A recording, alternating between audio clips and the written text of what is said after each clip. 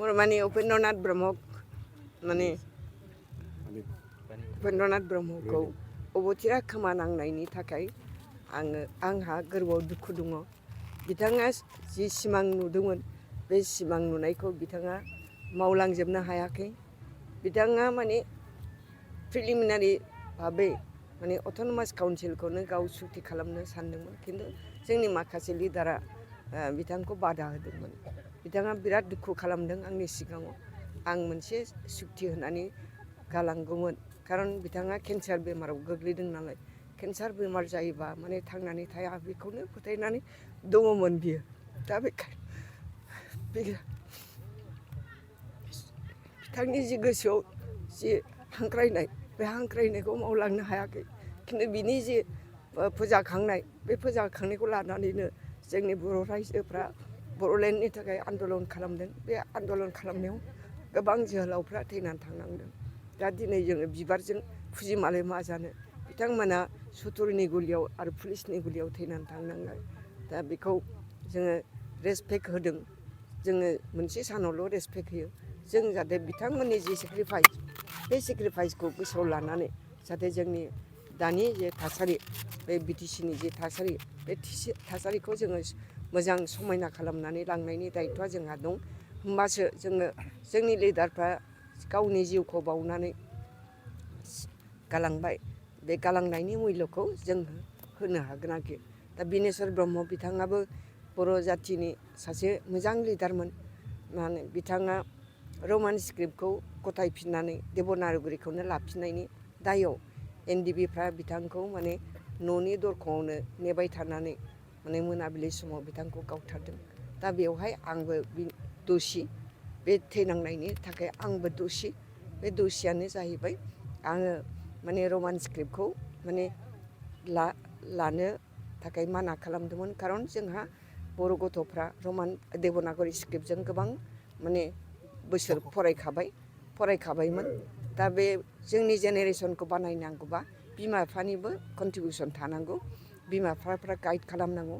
बे बिमा बिफाफ्रा बे रमान स्क्रिप्टजों माबोरै गावनि गथ'खौ माने आवगायहोनो हागोन, बेखौ सिन्था खालामनानै आङो जोंनि माने उरखाव गोरा ब्रह्म, बियो जेला प्रेसिडेन्ट जादोंमोन, होमबा आं बेजों रायलायदोंमोन।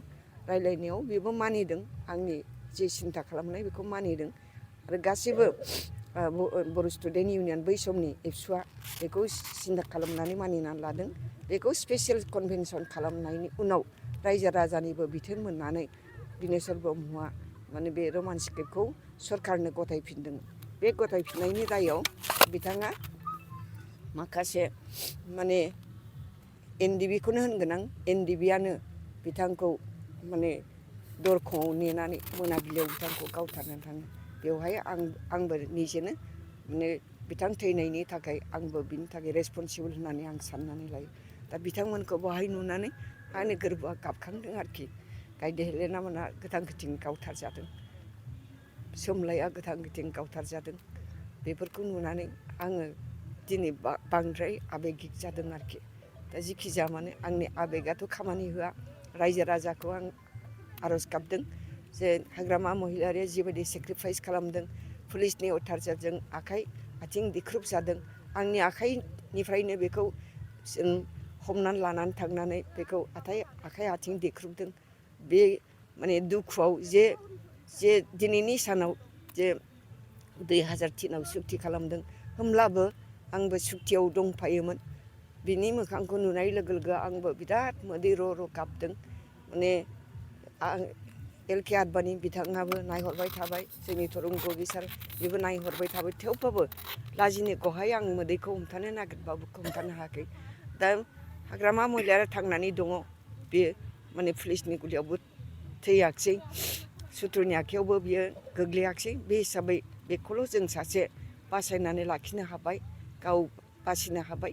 दा बासिनो हानानै दिनै बे जायफ्रानोखि सेक्रिफाइस खालामदों, सेक्रिफाइस खालामनाय बिर जोहोलावफोरखौ दिनै मान होदों, बेयो जोंनि थाखाय बिराद माने थुलुंगा होथावथाव, थुलुंगा मोनथावथाव खामानि। बिथाङा दिनैनि सानाव बिनेस्वर ब्रह्मनि थाखाय मोनसे बेबायदिनो मेमरियेल टम्ब बानायनो थाखाय बिथाङा डिक्लेयार होगोन। आरो आंबो बिथां थैनायनि थाखाय आं दसि होननानै साननानैनो आं गावनो गोसोखांहोदों आरो दिनैनि सानाव मेम'रियेल टम्ब बानायनो थाखाय पार्क बानायनो थाखाय बिथाङा दिनै डिक्लार होगोन होननानै आंनि सिगाङाव फोरमायनानै दोनदों।